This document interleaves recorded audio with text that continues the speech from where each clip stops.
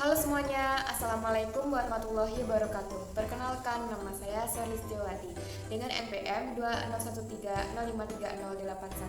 Saya adalah mahasiswi Universitas Lampung tahun 2020, Fakultas Keguruan dan Ilmu Pendidikan, jurusan Ilmu Pendidikan, program studi PGSD dari kelas 3B. Pada kesempatan kali ini, saya akan menjelaskan mengenai unsur intrinsik dan juga unsur ekstrinsik dari film Sedari Kumbang. Nah, kalian semua udah pada tahu belum bagaimana unsur intrinsik dan juga unsur ekstrinsik yang ada dalam film Sedari Kumbang? Kalau belum tahu, simak video ini sampai habis ya. Nah, sebelum ke inti pembahasan mengenai unsur pembangun dalam film Sedari Kumbang, di sini saya akan menceritakan sedikit mengenai film Sedari Kumbang. Nah, film Sedari Kumbang ini menggambarkan tentang suasana seorang anak yang meraih cita-citanya dengan sangat semangat seperti seorang tentara atau serdadu. Nah, baiklah, kita sekarang sudah akan memasuki ke inti pembahasan, yaitu unsur intrinsik dan juga unsur ekstrinsik. Unsur intrinsik yang pertama yaitu adalah tema. Nah, tema dalam film Sedari Kumbang ini dibagi menjadi dua, yaitu tema minor dan juga tema mayor. Tema minor yang pertama yaitu sejarah dan pengetahuan itu penting. Buktinya adalah ketika teman laki-laki Ame bertanya kepada Ame mengenai laut alas.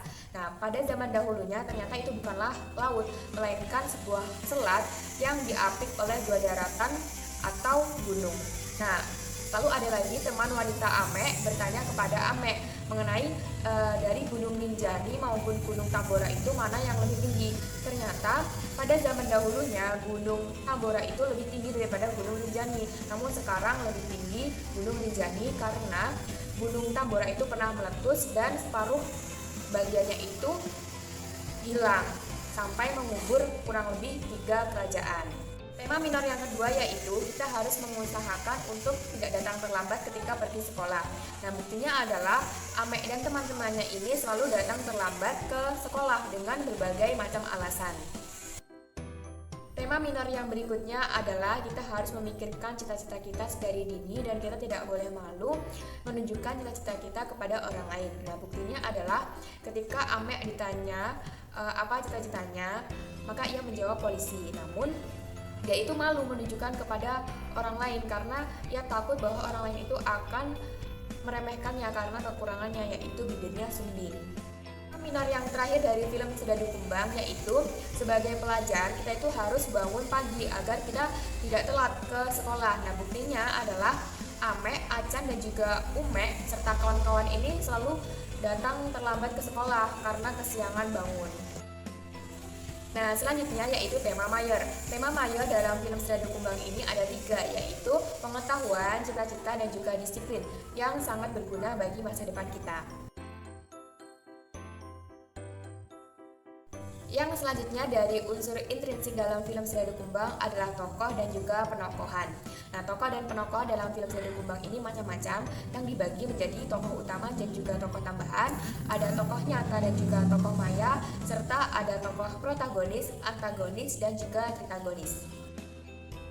Penokohan itu dibagi menjadi 2, yaitu tokoh utama dan juga tokoh tambahan. Nah, tokoh utama itu adalah tokoh yang membawakan pesan dari cerita yang dimainkan, yaitu dalam film Sedari Kumbang. Nah, dalam film Sedari Kumbang ini tokoh utamanya adalah Ame. Mengapa Ame? Buktinya adalah ketika Ame muncul pertama kali ketika film ini diputar. Selain itu, Ame itu juga menjadi pusat dari cerita atau film Sedari Kumbang ini.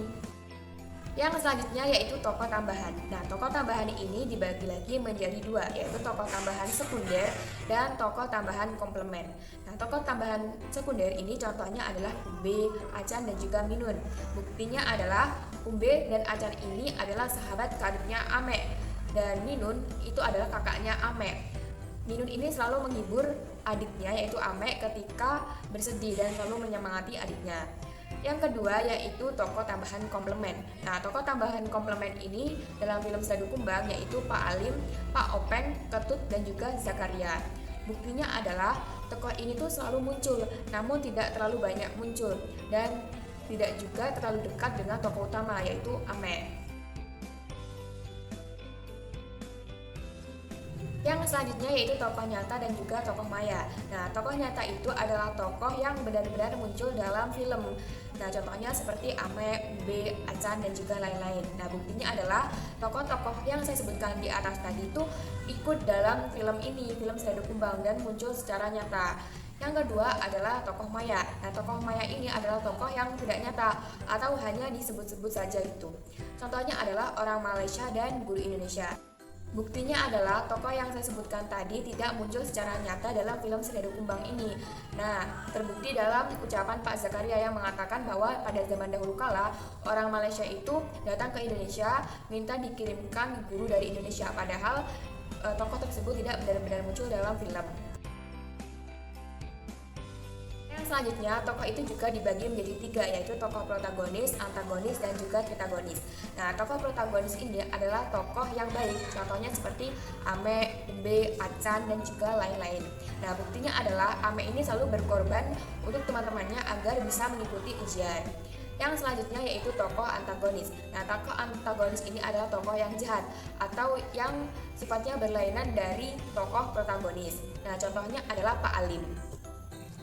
Bukti bahwa Pak Alim ini merupakan tokoh antagonis adalah Pak Alim ini selalu berbuat seenaknya kepada murid-muridnya dan tidak pernah memperhatikan murid-muridnya.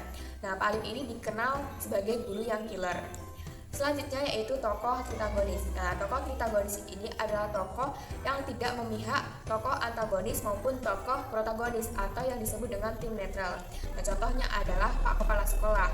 Nah, buktinya adalah ketika kepala sekolah ini tidak membela tidak membela Pak Alim maupun murid-muridnya maksud saya. Nah, unsur intrinsik yang selanjutnya yaitu perwatakan. Nah, untuk mengetahui perwatakan atau watak dari sebuah tokoh dalam film itu ada 2 cara, yaitu analitik dan juga dramatik. Nah, yang pertama yaitu secara analitik. Nah, tokoh-tokoh yang dapat dinilai secara analitik itu adalah yang pertama Ame, Ube, dan juga Acan. Nah, Ame, Ube, dan juga Acan ini dikenal jahil.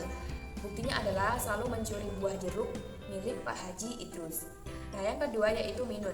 Nah, Minun ini dikenal perhatian. Buktinya adalah ia rela mengambil uang tabungannya untuk mengambil kuda milik adiknya yaitu Ame. Yang selanjutnya yaitu cara penilaian watak dengan gramatik. Nah, contohnya adalah Bu Imbo. Bu Imbo ini dikenal sabar. Buktinya adalah selalu menasihati murid-muridnya jika berbuat nakal atau salah. Yang kedua yaitu Pak Alim, dikenal kasar karena buktinya Pak Alim ini selalu membentak murid-muridnya jika melakukan sedikit saja kesalahan karena ia dikenal killer. Yang selanjutnya yaitu Pak Pin. Pak Pin ini dikenal sabar, buktinya adalah tetap berkata baik meskipun ia dalam keadaan marah. Yang selanjutnya yaitu Ame. Nah, Ame ini dikenal baik, buktinya adalah ia rela melakukan apa saja agar teman-temannya ini dapat mengikuti ulangan. Selain itu, watak juga dibagi lagi menjadi 2, yaitu watak dinamis dan watak statis.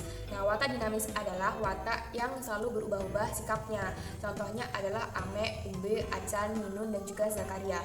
Buktinya adalah Ame, Ube, Acan, dan lain-lain yang saya sebutkan tadi itu kadang-kadang baik dan juga kadang-kadang buruk, sehingga disebut sebagai tokoh dinamis atau watak dinamis. Yang selanjutnya yaitu watak statis. Nah, watak statis ini adalah watak yang tidak pernah berubah-ubah sikapnya. Contohnya adalah Pak Pin dan juga Bu Imbo. Buktinya, Pak Pin dan juga Bu Imbo ini selalu berbuat baik dan juga berkata baik. Unsur intrinsik yang selanjutnya dari film Serdadu Kumbang ini yaitu alur.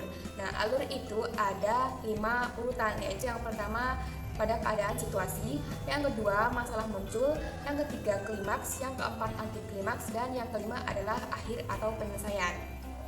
Pada keadaan situasi ini dibuktikan dengan Ame bermain kumbang hitam. Nah, yang selanjutnya yaitu masalah muncul. Nah, masalah muncul ini dibuktikan ketika Ame bermain kuda dengan Umbe. Nah, yang selanjutnya itu ketika klimaks dibuktikan ketika adegan dihukum dan dimarahi oleh guru. Nah, yang selanjutnya yaitu anti klimaks. Nah, anti klimaks ini dibuktikan pada adegan ketika semua murid SD negeri dan juga SMP Mantar itu tidak lulus ujian nasional. Nah, kemudian yang terakhir yaitu penyelesaian atau akhir ketika siswa SD negeri dan juga SMP Mantar itu lulus ujian nasional. Nah, dilihat dari urutannya 1, 2, 3, 4, dan juga 5, maka alur dalam film Serdadu Kumbang ini adalah alur maju. intrinsik dari film Seradu Kumbang yang selanjutnya yaitu setting. Nah, setting dalam film Seradu Kumbang ini dibagi menjadi 5, yaitu setting tempat, setting waktu, setting budaya, setting suasana, dan juga setting alat. Yang pertama yaitu setting tempat. Nah, setting tempat ini dibagi lagi menjadi 2, yaitu setting tempat dominan dan setting tempat tidak dominan. Nah, setting tempat dominan ini adalah setting tempat yang menetap. Contohnya adalah rumah Ame, sekolah, dan juga bawah pohon tercipta. Yang selanjutnya yaitu setting tempat tidak dominan. Nah, setting tempat tidak dominan ini adalah setting tempat yang berubah-ubah atau tidak tetap. Contohnya adalah pantai, masjid, dan lain-lain. Yang selanjutnya yaitu setting waktu. Nah, setting waktu dalam film Seradu Kumbang ini ada 4 waktu, yaitu pagi hari, siang hari, sore hari, dan juga malam hari. Dibuktikan ketika pagi hari Ame masih tidur, ketika siang hari Ame itu bermain atau mengikuti tanding kuda, ketika sore hari Ame menunggu di rumah Bu Imbo, dan ketika malam hari Pak Pin, Ame, dan juga kawan-kawan serta Bu Imbo itu berada di pohon cita-cita. Setting yang selanjutnya yaitu setting budaya. Nah, setting budaya dalam film Seradu Kumbang ini adalah sekolah. Buktinya adalah Ame dan kawan-kawan menuntut ilmu di sekolah. Setting yang selanjutnya yaitu setting suasana. Nah, setting suasana ini dalam film Seradu Kumbang ada beberapa, yaitu yang pertama duka, yaitu ketika Minun, kakaknya Ame, itu meninggal dunia. Yang kedua senang, yaitu ketika mereka para murid-murid itu lulus ujian. Dan yang ketiga yaitu bingung, yaitu ketika Bu Imbo tidak ada di rumahnya. Nah, yang selanjutnya atau yang terakhir adalah setting alat. Nah, setting alat yang digunakan dalam film Seradu Kumbang ini ada anten, handphone, kabel, es batu, kuda, botol, pohon, dan juga surat. Anten untuk mencari sinyal, handphone untuk menghubungi ayah Ame, kabel untuk menyambungkan anten dan handphone, es batu untuk jualan ibu Ame, kuda sebagai peliharaan kesayangan Ame, botol untuk mengisi kertas yang digantungkan di pohon cita-cita, surat yaitu surat dari ayah Ame. Unsur intrinsik yang selanjutnya yaitu sudut pandang. Nah, sudut pandang dalam film Seradu Kumbang yang digunakan oleh pengarang adalah sudut pandang orang pertama. Hal ini dibuktikan ketika dalam film Seradu Kumbang tidak ada tokoh yang mengetahui jalan ceritanya. Unsur intrinsik yang terakhir dari film Seradu Kumbang ini adalah amanat. Nah, pesan moral yang dapat kita ambil dari film Seradu Kumbang yaitu yang pertama, kita harus rela berkorban untuk teman kita dan juga sesama. Yang kedua, kita harus memikirkan cita-cita mulai dari dini. Yang ketiga, kita harus berpikir tentang masa depan kita, mau jadi apakah kita. Yang keempat, yaitu kita tidak boleh menyerah ketika kita menginginkan sesuatu, apalagi kita ingin kehidupan yang sukses, sehingga kita harus bersungguh-sungguh. Yang kelima, yaitu kita sebagai pelajar harus belajar dengan giat agar mencapai yang diceritakan. Nah, sekarang kita telah memasuki unsur ekstrinsik dari film Seradu Kumbang. Nah, unsur ekstrinsik dari film Seradu Kumbang ini ada 3, yaitu aspek ekonomi, aspek sosial, dan juga aspek moral. Nah, aspek ekonomi ini dibuktikan ketika Ame mau menukarkan seekor anak kambing untuk membeli handphone agar bisa menelpon ayahnya yang ada di Malaysia. Yang kedua yaitu aspek sosial. Nah, aspek sosial ini dibuktikan ketika Bu Imbo membantu orang tua untuk membaca. Yang selanjutnya yaitu aspek moral. Nah, ini dibuktikan ketika Ame mau berkorban untuk teman-temannya agar teman-temannya ini mau dapat ikut ujian. Mungkin cukup sekian materi tentang unsur intrinsik dan juga unsur ekstrinsik dari film Seradu Kumbang yang dapat saya sampaikan. Jika terdapat kata atau penyampaian yang kurang baik, saya minta maaf, dan kepada Allah Subhanahu wa Ta'ala saya mohon ampun. Semoga video pembelajaran ini dapat bermanfaat bagi saya khususnya dan bagi penonton umumnya. Dan untuk kalian semua yang sudah menonton video ini sampai habis, terima kasih ya, dan sampai jumpa.